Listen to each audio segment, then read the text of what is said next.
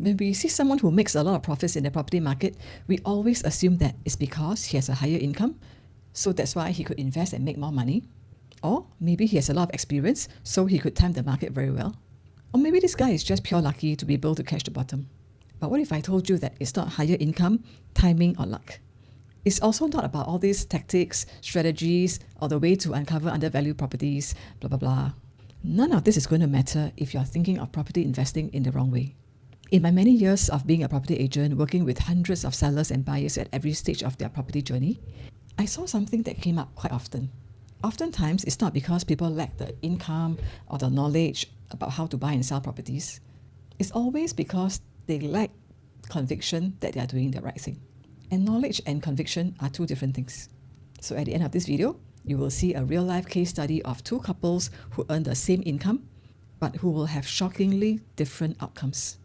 Okay, let's start with couple A first. 4 years ago, I met couple A, Rachel and Daniel, and I helped them to buy their new property and also sell their home. They were in their 30s and their combined income was about 14K a month. They wanted to upgrade to at least a 4-bedroom apartment as they have 3 children and needed more space. So they bought a penthouse that cost about 1.8 million in 2021. Now that same unit is worth at least about 2.4 million, which means that it has appreciated by at least 600K. Around that time, I also got to know couple B, who is Wei Ming and his wife, who are around the same age as couple A and also earn about the same income. They were living in an HDB 5-room flat and they were thinking of upgrading to a condo. But unlike Rachel and Daniel, right, they didn't really take the idea of investing in property very seriously as they considered it to be a luxury. I also feel they don't know what is the end goal of upgrading and they're just looking just because at that time, a lot of their friends were also looking to upgrade.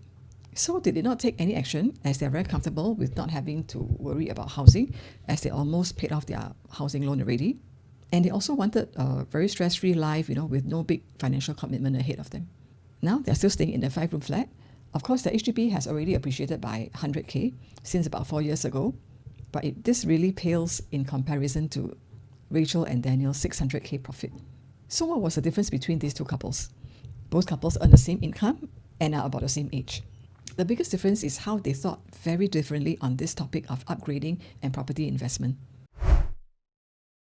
So this is how Rachel and Daniel thought about it. As you can see from this diagram here, we will need to spend money for 60 years of our life, from age 25 to 85. But we only have 40 years to earn this money.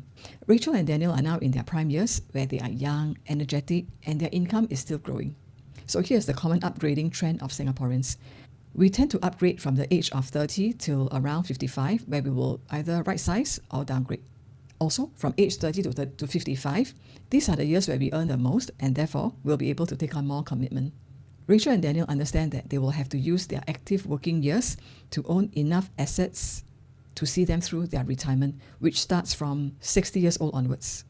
So for the tried and tested game plan of how thousands of Singaporeans can accumulate 4.3 million when they retire, please watch this video here. Rachel and Daniel also realized that this is the time when the banks are most willing to lend them money because of their age and steady income. For example, for Rachel at age 36 and with an income of 8K, she can borrow up to 905,000, but if she waits 10 more years, at age 46, she can only borrow $700,000. Also not forgetting, prices would have increased by at least 30% in 10 years. So the longer she waits, the smaller the property she can buy. They also recognize that if inflation grows by 2% every year, the safest bet will be to invest in an asset that grows faster than inflation, which is property, because it grows at a rate of 4% per year. And the fact that this investment also fulfills the basic need of being the most suitable home at this stage of their lives, it was really a no-brainer for them to upgrade. Now, being calm, safe is all very good, especially when we have families we need to be responsible towards. But have you thought about the flip side of being too safe? Like, we know that driving can be risky and dangerous, but does it mean that we should avoid it altogether or just take the necessary care and precaution? Because if being too safe can also mean shortchanging ourselves and not securing our family's financial future. Because we all need to protect ourselves against this great big monster called inflation that erodes our buying power slowly but surely every year. The other thing we can do is to get comfortable with property investment and not think of it as like owing a lot of money is actually a very scary thing, because it's not. In fact, if you delve a bit deeper, you will find that the bank is the best, silent, supportive, uncomplaining business partner we can ever hope to have to build our wealth in property. You can watch the video and it will explain everything here. The right way to think about this is to clearly recognize what a vital role upgrading can play in our retirement, because it can totally make the difference between a great, comfortable, worry-free retirement and a shitty one where we need to worry about when our money is going to run out.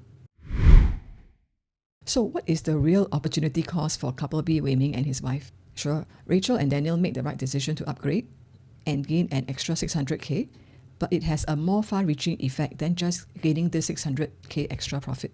What this profit did was to significantly increase their capital, because they now have the choice of buying 2 highly in-demand properties very comfortably if they want to.